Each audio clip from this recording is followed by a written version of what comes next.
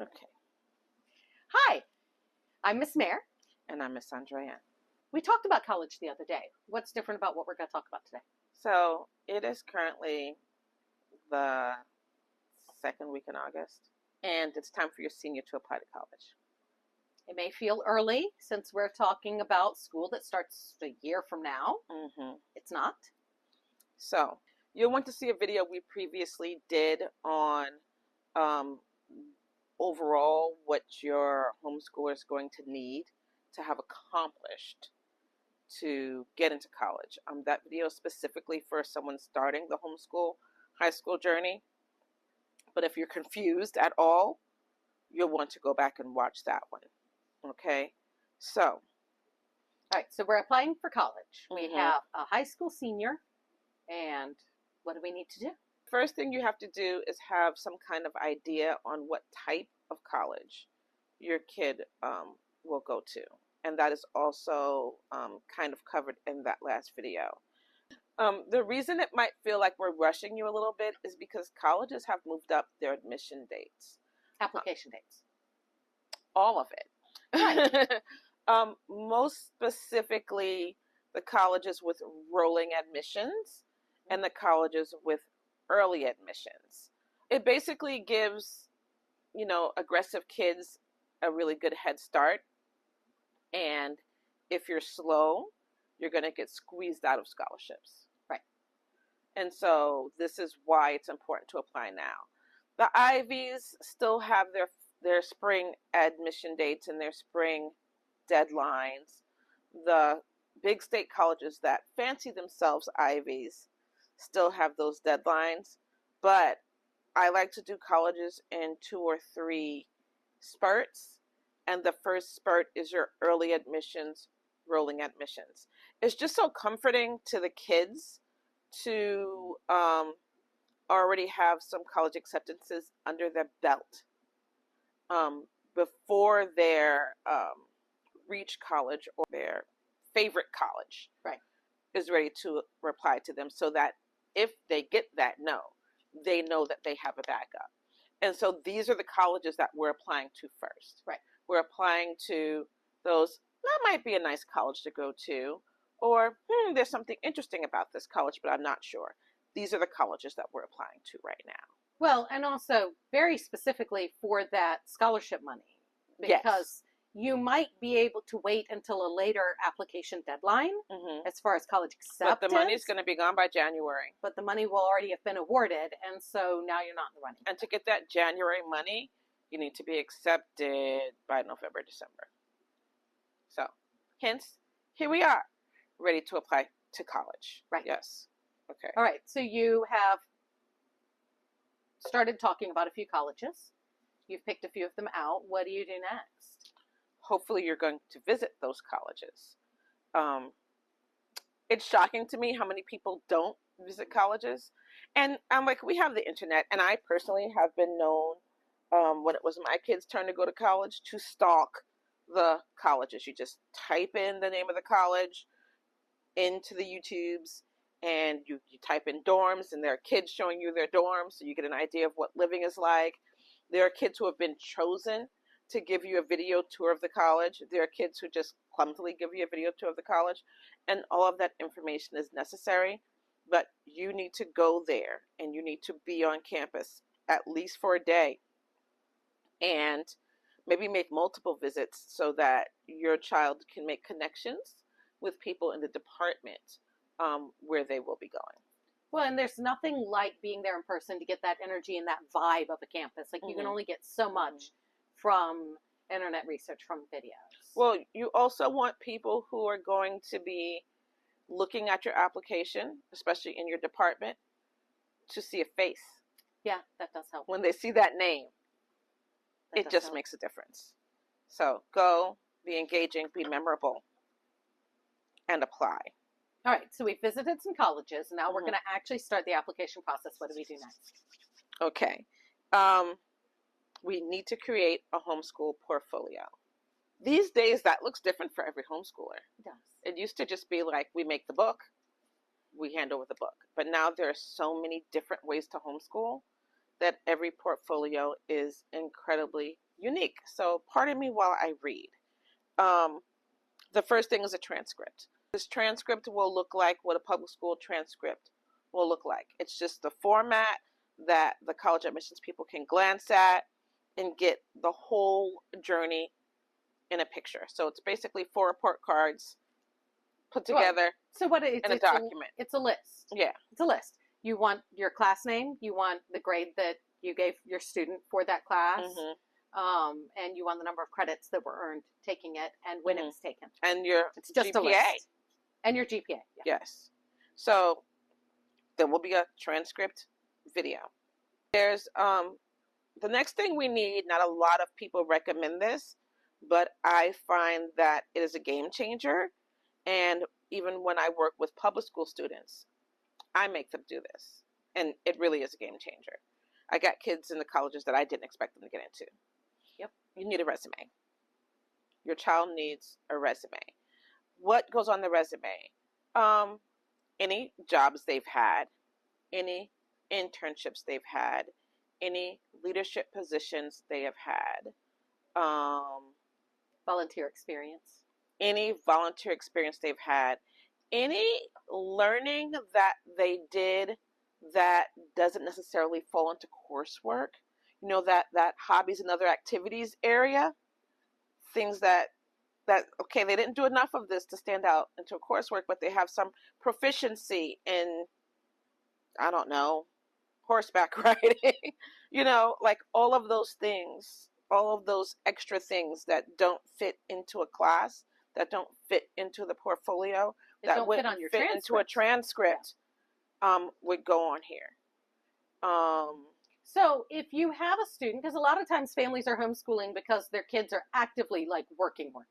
That goes in there. So jobs go in there. There's a job section. But so for instance, how would this differ from, like, my child has an acting resume that the typeface on it is teeny tiny to fit everything on there.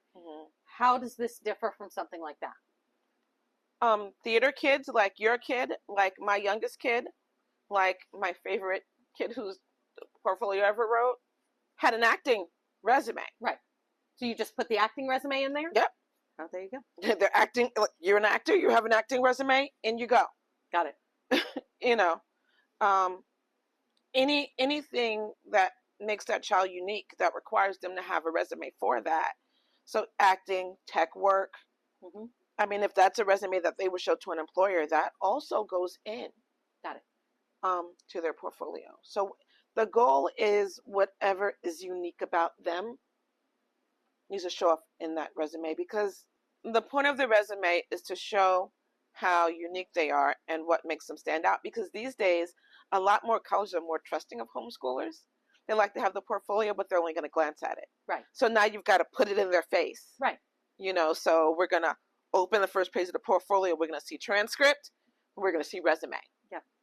Because they might stop looking 4 pages in and say, I'm good. And if they do that, they may miss something unique and amazing. Right. We can't bury anything. Right. And we'll talk about that more, because we're going to have a whole video on the construction of a portfolio and how to do that to show off your child's skills. And the order that we put the portfolio in, because it's different for each child. It is. Some children you lead with language arts. Some children you lead with math. Right? Right. I mean, that's just kind of a no-brainer, but it's important to know that. So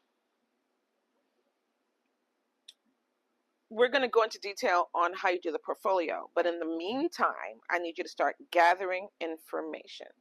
So any coursework they've had for the school year. Give me one of those empty cubes. This is your typical IKEA cube. Yes. For the cube shelves. They keep changing the names of the shelves. I don't know what they're called anymore. But this is your typical cube. You fill it. I need you to fill it. And in it, you're going to put all the documentation from every class that they've taken as a homeschooler. If they've taken classes with a homeschool program or a co-op, someone like us, you kind of just need the report for that class from them, with their logo on it, their stuff on it. If you took it from an individual, say you hired an individual tutor, then you need to have a form that you have each of them fill out. And I will give you more info on that form when we're going through portfolios step by step. But for you to have a standardized form to take to each teacher that your child has been exposed to when they don't have documentation for you, that's just going to look really good. And ideally, you've been doing this since your homeschooler started high school. And if you haven't, I hope you have everybody's phone number. Well, and we'll talk about this when we get into portfolios, but there are ways to go back and reconstruct the evidence of the classes using things from your daily life. And we'll talk about that more. Absolutely. And so that's going to be your document gathering session. Literally, go in the bedroom, go in the areas where they work, go in the areas where you stack the things that they've given you, and just file it all in here, put it in order, try to separate the classes, because we will get to work on that soon. So one of the other things that your students probably going to need to do, and if they do the common application, there's going to be a section for this. If they do individual college applications, usually the college is going to ask, they're going to have to write essays. A personal statement essay is kind of widely applicable to most college applications. And this is, I guess it's kind of like a cover letter for a job application. It is. A personal statement essay has, and I'm going to give you to this now, if you want more on personal essays, let me know, and we'll go ahead and do a very detailed letter, a very detailed video on personal essays with some samples. But so the colleges want to know who the kid is. A personal statement essay isn't just like, my name is blah, blah, blah, and this is what I like. You know, it's not a getting to know you letter so much. It's more like, this is who I am. Here's something that happened in my life that impacted me in a positive way. Here's a story that I like to share, and here's what I learned from that positive experience or that negative experience. Here's something that formed who I am. That's what a personal statement is. Right. Personal statement is, I was walking around my life being my best me, and then something happened, and I said, oh, this is bad or this is good, but in the end it made me better. Right. That's a personal statement essay. Okay. And would you include, like, this is the direction I see myself heading? Absolutely. And so once we have your personal statement essay crafted, then we look at what the college that you're looking to apply to wants. And we take that personal statement essay, we may Frankenstein it a little bit, because we'll rewrite it and reformat it around the questions they are asking. Yep. But like every personal statement letter you write to every college is going to be similar. It's going to share the same story. It's going to share the same experience. It's going to share that same thing that formed how you see the world. But it's also going to say, and this is why your college is great for me. Cover letter. And why. You know, the things that your college, the tenets your college puts forth, you know, the things your college says they champion, meshes well with who I think I am. But first we need to get that personal statement letter out of you. Right. And then we can perfect it and gear it toward each college. And then finally, you need to go to your people. Those family friends who are kind of on the periphery, who you know really like your kid. Right. Professional people who always give your child encouragement, who always pat your child on the back.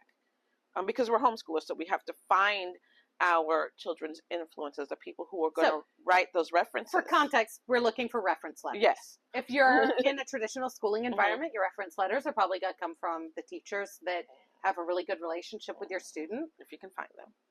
If you can find one that has the time. I struggle a lot with public school kids getting those things done. That's fair. And that's why I'm saying this now, because we often wait. We have the whole application done, and the school says, get your references. And now you're losing weeks trying to get references out. This is why I want you to go and speak to your people. Speak to the people who you know have an eye on your kid and who care. Right. And say, references letters are coming. Are you ready?